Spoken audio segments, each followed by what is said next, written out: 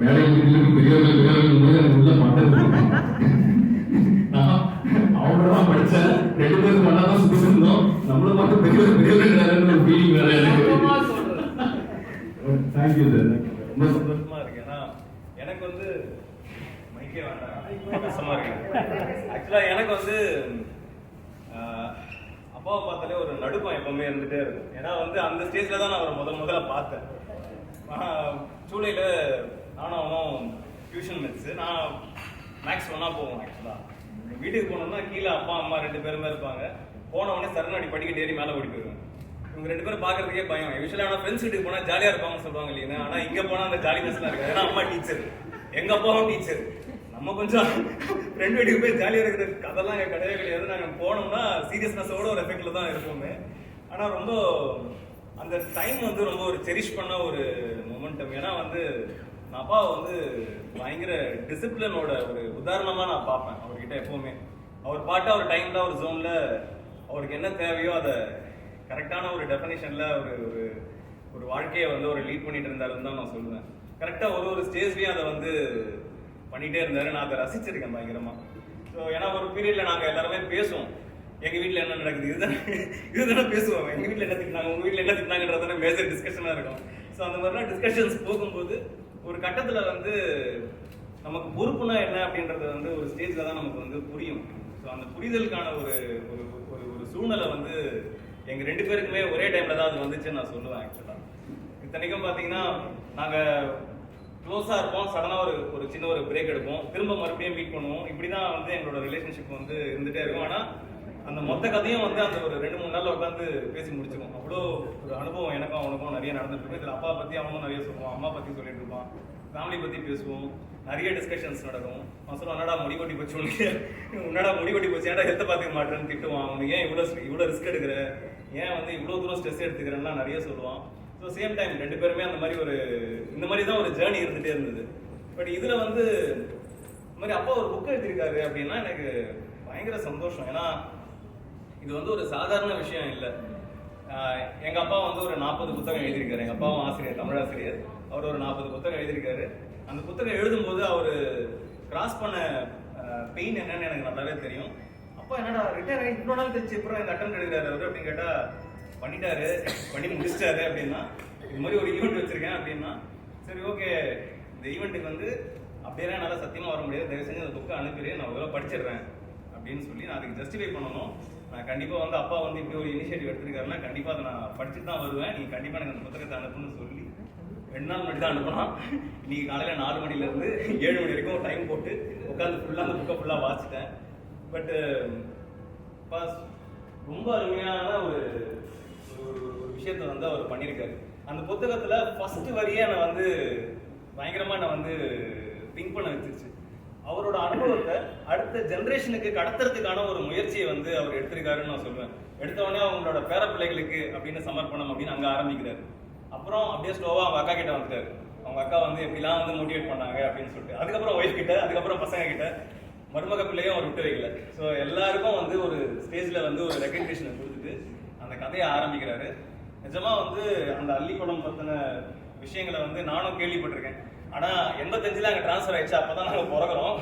But எங்க அம்மா அதை பத்தி சொன்ன அனுபவங்கள் வந்து எனக்கு ஞாபகம் இருக்கு. அந்த அள்ளிக்குளத்தை பத்தி பேசுறது, அங்க மோர் மார்க்கெட் எப்படி இருந்துச்சு அப்படின்னு சொன்னதெல்லாம், அந்த கதைக்குள்ள வந்த விஷயங்கள்லாம் வந்து எனக்கு எல்லாமே தெரிஞ்சாலும் அங்கேயும் வந்து நான் சொல்றேன், அப்பாவோட ஒரு முக்கியமான ரைட்டிங்ல நான் பார்த்த ஒரு நல்ல விஷயம் என்னன்னா, அவர் கூட பணியாற்றிய நபர்களை அவர் ஞாபகம் வச்சு இந்த புத்தகத்தில் எழுதியிருக்காரு. எனக்கு இது பயங்கரமான ஆச்சரியம்.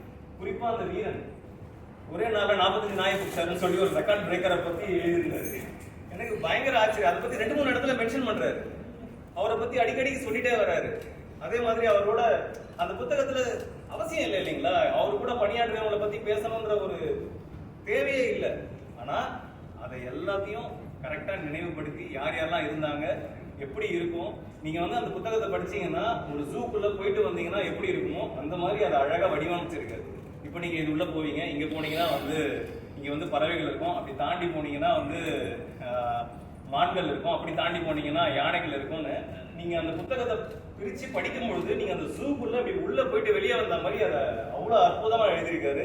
நிஜமா இது எனக்கு ஆச்சரியமா இருக்கு சார். இது ஃபர்ஸ்ட் அப்பா இது வந்து முதல் தடவை எழுதின ஒரு எழுத்தாளர் மாதிரி எனக்கு ஒரு ஃபீலே இல்லை. ஏன்னா நான் நிறைய புத்தகங்கள் வாசிப்பேன்.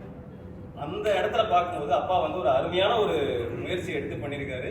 அண்ட் வாசக சாலைக்கு நான் இந்த இடத்துல நிச்சயமா நன்றி சொல்லணும். ஏன்னா இந்த மாதிரியான ஒரு இதெல்லாம் ஒரு யூனிக் கண்டென்ட். இந்த கண்டென்ட்லாம் வந்து கிடைக்கவே கிடைக்காது. எங்க ரெஃபரன்ஸ் இருக்கும் சொல்லுங்க? நீங்க நான் வந்து ஜூ எப்படி வந்துச்சுன்னு தேடினா எங்க போய் கிடைக்க முடியும், எங்க போய் தேட முடியும்? அப்படிப்பட்ட ஒரு விஷயத்த வந்து அப்பா அதை அழகா எடுத்து எழுதியிருக்காரு. அதை அழகா இவங்களை வெளியிட்டிருக்காங்க. இதை படிக்கும்போது லாஸ்ட்ல அவர் வேற முக்கியமான மேட்டர்லாம் வேற ஓப்பனிங்லேயே சொல்லிட்டாரு. எனக்கு வேற உள்ள பக்கு பக்குன்னு இருக்கு.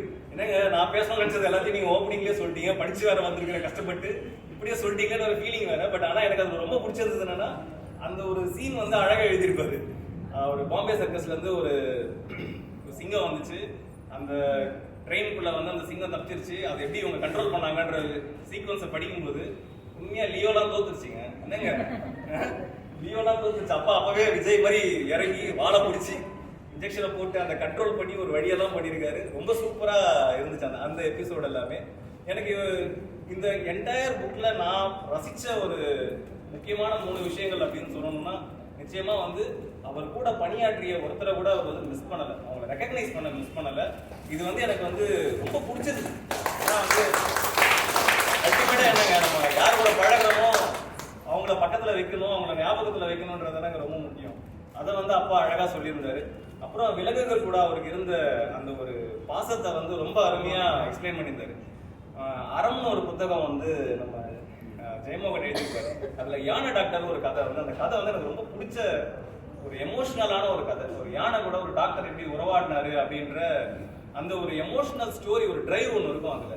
அதே மாதிரி அப்பாவோட இந்த விலங்கு கூட அவருக்கு இருக்க அந்த டிரைவ் வந்து ரொம்ப அருமையா நேர்த்தியா அதை எழுதியிருந்தாரு. குறிப்பா 7 நாள் கஷ்டப்பட்டு அந்த நீர் யானையை மாத்தின கதையை வந்து எனக்கு பயங்கர ஆச்சரியமா இருந்தது. எப்படி வந்து இவ்வளோ ஒரு எஃபர்ட், இப்படி ஒரு ப்ரெஷர் பாயிண்ட் இருக்கும். ஏன்னா வந்து நம்ம பிரைவேட்டா ஒரு விஷயத்த என்ன வேணா பண்ணிடலாம். ஆனா ஒரு கவர்மெண்ட் பாடி கீழே இருந்து அவ்வளோ பேரோட, ஏன்னா இவர் மட்டும் டிசிஷன் மேக்கரா இருந்தாலும் இவர் கூட எல்லாரும் ஒத்திசைவா இருந்து அந்த வேலையை நகர்த்தணும். அதுவும் 9 நாள் டயர்ட் ஆயிட்டாங்க அந்த நீர் யானையை இங்கிருந்து அங்கே மாத்துறதுக்கு. சரிங்களா? இப்படிப்பட்ட ஒரு டிரான்சிட்டை வந்து எப்படி அவரால் வந்து ஒரு கான்ஃபிடென்ட்டா பண்ண முடிஞ்சது. எல்லாத்தோட கமலாக்கும் அவருக்கு இருந்த தொடர்பு தான் எனக்கு ரொம்ப பிடிச்சிருந்தது. அந்த கமலான்ற யானை, அந்த யானை மாலை போடுறது கூட பாவம் இவரு பீதியில இருந்திருக்காரு. அந்த யானை மாலை ஒழுங்கா போடுமா போடாதா அப்படின்ற டென்ஷன்ல இருந்திருக்காரு. அந்த டென்ஷனை வந்து ரொம்ப அழகா எழுதியிருப்பாரு. அது அந்த சொல்லாடல் வந்து எனக்கு ரொம்ப பிடிச்சிருந்தது. எனக்கு வந்து அதை வந்து எப்படி சொல்றதுன்னா, நமக்கு ஐயோ இப்படி அந்த யானை வந்து கொஞ்சம் மிஸ் பண்ணி அந்த மாலையை போட்டா கூட பிரச்சனையில போய் முடிஞ்சிடும். ஏன்னா யானை மாலை போடுறது சிஎம். சரிங்களா? ஸோ அப்படிப்பட்ட இடத்த எல்லாத்தையும் இவர் எப்படி கடந்திருப்பாரு, அந்த சூழ்நிலையை எப்படி இவர் தாண்டி வந்தாரு அப்படின்ற அந்த ஒரு அந்த அந்த விலங்கினங்களுக்கும் அப்பாவுக்கும் இருக்கிற அந்த தொடர்பை வந்து ரொம்ப அழகா வந்து இதுல பூர்த்தி செஞ்சிருந்தாரு. அண்ட் 3வது எனக்கு இந்த புத்தகத்திலேயே ரொம்ப ரொம்ப பிடிச்ச விஷயம் என்னன்னு பாத்தீங்கன்னா, நிச்சயமா இப்படி ஒரு அட்டெம்ப்ட் ஆஃப்டர் 17 இயர்ஸ் எல்லாத்தையும் நினைவு கூர்ந்து ஒரு புத்தகமா இதை எடுத்துட்டு வந்திருக்கிறாரு. அண்ட் அந்த டிரான்சிஷனை எல்லாத்தையும் அழகா வந்து கொண்டு வந்திருக்கிறாரு. எனக்கு என்னமோ இதோட நீங்க நிக்க கூடாதுப்பா, இது வெறும் பார்ட் 1, இது ஒரு டீசர்னு நினைக்கிறேன். நான் இன்னும் மெயின் பிக்சருக்கு போல 85க்கு அப்புறமா என்ன ஆச்சு, நீங்க ஒரு பார்ட் 2 ரிலீஸ் பண்ணீங்கன்னா எங்களுக்கு ரொம்ப சந்தோஷமா இருக்கும். கண்டிப்பா அவன் திட்டுவான், அவரை சும்மா இருக்க விட மாட்டியான்னு. கண்டிப்பா இல்ல, நிச்சயமா வந்து பார்ட் 2 வந்து எழுத ஆரம்பிக்கணும். 85க்கு அப்புறமா அப்பா என்ன பண்ணாரு அப்படின்றது எனக்கே இப்போ தெரிஞ்சுக்கணுன்ற ஆர்வம் வந்து அதுல இருக்கு. கடைசி பக்கத்துல வந்து ஒரு சம்மரி மாதிரி ஒண்ணு வச்சிருப்பாரு. எனக்கு அது ரொம்ப ரொம்ப ஆச்சரியமா இருந்தது. பொதுவாகவே வந்து இதெல்லாம் கடந்து வந்தாச்சு இவ்வளவுதான் அப்படின்னு சொல்லாம வந்து அந்த ஒரு பெண் குரங்கு இறந்தது வந்து என் மனசுல நின்றுச்சு அப்படின்னு ஒரு ஒரு முடிவுல அது ஏன் அது எதுக்காக வச்சாரு நான் யோசிக்க ஆரம்பிச்சிட்டேன். காலையில இருந்து என் மைண்ட்ல அதே ஓடுனது, அது இந்து குரங்கு யார் பாது அப்படின்ற மாதிரி ஒரு ஃபீலிங் உள்ள விடுனேன். ஸோ அவ்வளோ அவரை வந்து ஒரு டீப்பா உள்ள போய் அவரை வந்து டிஸ்டர்ப் பண்ணியிருக்கேன் அந்த விஷயம். பட் அந்த விஷயத்த வந்து நிறைவா சொல்ற ஒரு ஒரு அந்த நிறைவு வந்து ரொம்ப ரொம்ப நிறைவா இருந்துச்சுன்னு தான் நான் சொல்லுவேன் ஆக்சுவலா. ஏன்னா வந்து அந்த புத்தகத்துல நீங்க எண்ட் டு எண்டு என்ன பண்ணாங்க, என்னென்ன அந்த மிருகங்களுக்கு இந்த மாதிரி சாப்பாடுலாம் கொடுப்பாங்களா, இவ்வளோ அதாவது நம்ம என்ன அசால்ட்டா நினைச்சுக்கணும், ஒரு ஜஸ்ட் ஒரு சூதானே அப்படின்னு நம்ம நினைக்கிறோம். அதுக்கு முன்னாடி எவ்வளோ பெரிய ஒரு உழைப்பு இருக்கு, எவ்வளோ பெரிய ஒரு நேர்த்தி இருக்குன்றது வந்து இந்த புத்தகத்தை படிக்கும் போது தான் எனக்கு தெரிஞ்சது. எனக்கு இதுல ரொம்ப ரொம்ப ஆச்சரியமான விஷயம் என்னன்னா, அவர் ஒரு இடத்துல வந்து தெளிவா டிஃபைன் பண்ணிடுவாரு எதுக்கு ஜூ அப்படின்றத ஒரு இடத்துல சொல்லியிருக்காரு. எனக்கு அந்த விஷயம் ரொம்ப பிடிச்சது. நான் சொல்லிட்டு தான் சுவாரஸ்யம் போயிடும். நீங்களும் கொஞ்சம் புத்தகம்லாம் வாங்கி படிக்கணும்னு நினைக்கிறேன். படிச்சு பாருங்க, அந்த சுவாரஸ்யம் வந்து ரொம்ப இன்ட்ரெஸ்டிங்காக அதை பற்றி சொல்லியிருக்காரு. ஜூனா வெறும் விலங்கு மட்டும் கிடையாது, அந்த விலங்கை தாண்டின ஒரு ஒரு விஷயம் அதுக்குள்ள இருக்குன்றதையும் அப்பா ரொம்ப அழகா எழுதியிருப்பாரு. இப்படி ஒரு அருமையான ஒரு முயற்சி எடுத்து அதை இந்த அளவுக்கு எடுத்துட்டு வந்திருக்கிறது வந்து நான் ரொம்ப சந்தோஷம். ஆக்சுவலா வந்து எனக்கு வந்து இது பெரிய பாக்கியம் தான். இந்த இடத்துல வந்து இந்த மாதிரி ஒரு புத்தகத்தை என் கையால வாங்குறது, அதுவும் வந்து அவரை பார்த்து பயந்து நடிக்க ஓடி போன ஒரு பையன் கிட்ட ஒரு பையன் வந்து இன்னைக்கு அவரோட புத்தகத்தை வாங்குற அந்த ஒரு இடம் எனக்கு கொடுத்ததுக்கு நிச்சயமா என் நண்பனுக்கும் அக்கா ஹேமாக்கும் நான் இந்த இடத்துல கண்டிப்பா தேங்க்ஸ் சொல்லணும். ஏன்னா இன்விடேஷன் அனுப்பிச்சோன்னா நான் பயந்துட்டேன். நான் ஃபோன் பண்ணி கேட்டேன், என்னக்கா என் பேரை போட்டு வச்சிருக்கேன், நான்லாம் வேலை செய்யறதுக்கு போனேன், நீ என் பேரை போட்டு வச்சிருக்கேன், இப்படி தான் கேட்டேன் நான் அவர்கிட்ட. அப்படிலாம் இல்லடா, நீ இவ்வளவு தூரம் வந்துட்டல, கடந்து வந்துட்டல, கடந்தெல்லாம் வரல, அப்படியேதான் டிராவல் பண்ணிட்டு இருக்கோம், என்னக்கா இது அப்படின்னா, இல்ல இதுதான் சரியா இருக்கும் வா அப்படின்னு கூப்பிட்டாங்க. நிச்சயமா இந்த மாதிரியான ஒரு வாய்ப்பு எனக்கு கொடுத்ததுக்கு நான் தான் வந்து அப்பாவுக்கும் எல்லாருக்கும் வந்திருக்கவங்களுக்கும் நான் ஒரு நன்றியை தெரிவிச்சுக்கணும் இந்த இடத்துல. அண்ட் ஓப்பனிங்லேயே அவரு முக்கியமான ஒரு விஷயம் சொன்னார் இல்லைங்களா, இன்னொரு 10-20 வருஷம் கழிச்சு கூட ராஜவேலும் அக்காவும் வந்து எந்த விஷயத்த நினைச்சு அதிகமா பெருமைப்படணும் அப்படின்னா அது இந்த விஷயம்தான்றதுல எந்த விதமான மாற்று கருத்தும் இல்லை. அதை ரொம்ப அழகா தெரிவிச்சாரு. ஏன்னா வந்து இதுதாங்க கொடுக்கணும், இதுதான் எங்களுக்கு தேவை. ஆக்சுவலா அவர் பண்ண ஒரு விஷயத்த அடுத்த தலைமுறைக்கு கடத்துறதுக்கான ஒரு சின்ன ஒரு அணிலா இருந்து இந்த விஷயத்த நாங்க செஞ்சிருக்கோம் அப்படின்ற நாங்களும் நான் என்னையும் அவங்களோட சேர்த்துக்கிறேன். இந்த இடத்துல சேர்க்கிறோம் அப்படின்றது வந்து எங்களுக்கு ரொம்ப பெரிய ஒரு மகிழ்ச்சி. அண்ட் நிறைய நேரம் எடுத்துக்கிட்டேன்னு நினைக்கிறேன்.